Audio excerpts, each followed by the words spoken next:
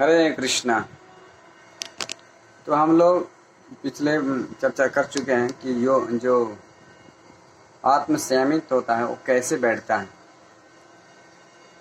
तो हम अपने इंद्रियों को संयमित करके भगवान की सेवा में लगाते हैं।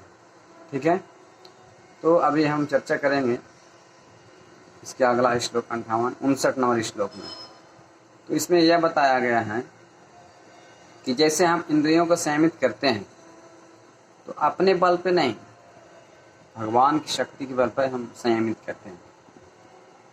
तो उसमें कुछ लोग होते हैं कृत्रिम उपाय से इंद्रियों को संयमित करने का उपाय सोचते हैं। जैसे ध्यानी लोग होते हैं, वो हजारों साल तक एक जगह बैठकर प्राणायाम करते हैं, आसन करते हैं। और ज्ञानी लोग होते हैं, ज्ञानी से लोगों को अपने इंद्रियों को सीमित करना चाहता है, लेकिन वो होता नहीं है। जैसे एक उदाहरण के दृष्टांत में देखेंगे तो विश्वामित्र मुनि 60,000 साल तक तपस्या किए थे, लेकिन एक स्वर्ग की अप्सरा मेनका आई, उसको विषय इंद्रिय भोग के लिए प्रेरित किया और लिप्त हो गई। तो 60,000 साल उसकी तपस्या क्या हो गई, खत्म हो गई। एक सेकंड में, कुछ मिनट में खत्म हो गई। तो वो संयमित करना कोशिश कर रहे थे अपने इंद्रियों को। तो हम अपने बल पर, हम अपने प्रयास पे हम इंद्रियों को कंट्रोल नहीं कर सकते, क्योंकि ये सारे इंद्रियां भगवान की शक्ति है। तो भगवान ही कंट्रोल कर सकते हैं जब हम उनके शरण में जाएंगे। तो भगवान की कृपा से हम सारे इंद्रियों को सीमित करके भगवान की सेवा में लगाएंगे तो हम इंद्रियों को कंट्रोल कर सकते हैं। अगर इंद्रियों, कोई बोल सकता है इंद्रियों को कंट्रोल नहीं करूँ, नियंत्रित नहीं करूँ तो क्या होगा।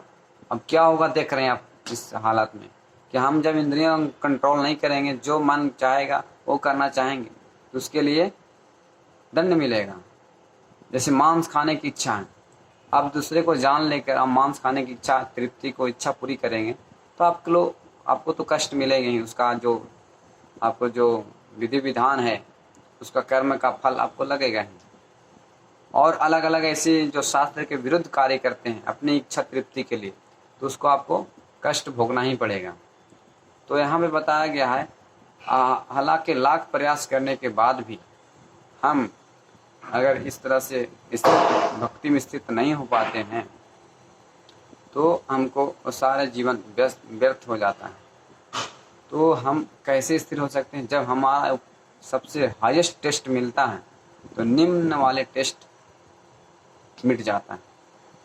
जैसे आपके रहने के लिए कुछ एक झोपड़ी चाहिए, आपको अगर महल मिल जाएगा तो झोपड़ी की चिंता मुक्त हो जाते हैं। उसी प्रकार से हर प्राणी के अलग अलग रस होते हैं लेने का। कुछ किसी का खाने का रस मिलता है, किसी का गाने का, किसी का डांस करने का, ये सब अलग अलग रस हैं।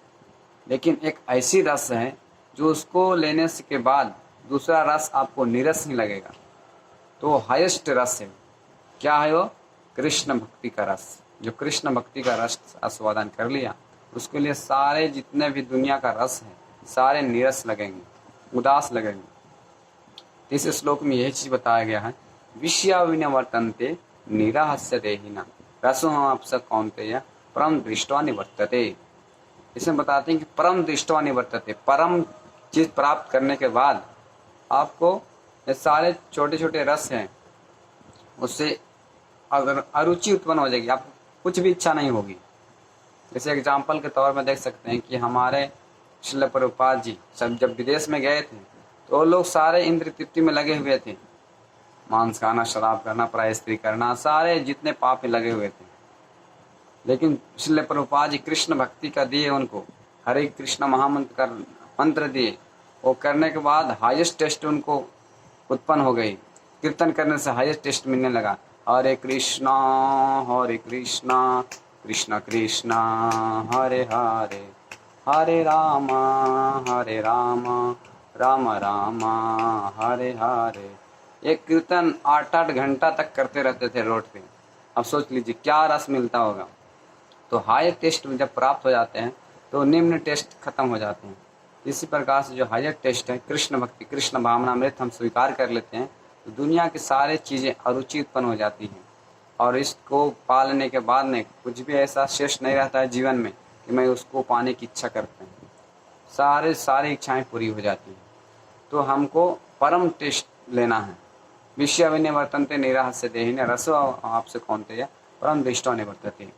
तो जो भी हम इस भक्ति लाइन में जो करते हैं, भक्ति क्षेत्र में जो जाते हैं, सब जीव का अधिकार है इस रस लेने के लिए। तो हमको कृष्ण भक्ति अपनाना है और हायर टेस्ट लेना है ताकि निम्न टेस्ट खत्म हो जाए। हमारा जीवन का यही लक्ष्य है, सबका अधिकार है, हमारा जीवन का यही उद्देश्य है कि कृष्ण भक्ति करें और उसका हायर टेस्ट लें तो लोअर टेस्ट खत्म हो जाते हैं। इसको प्रयास कीजिए आप लोग। हरे कृष्ण महामंत्र जप कीजिए, श्रीमद् भगवद गीता का उपदेश का स्वीकार कीजिए। हरे कृष्ण कृष्ण कृष्ण हरे हरे, हरे राम राम राम हरे हरे।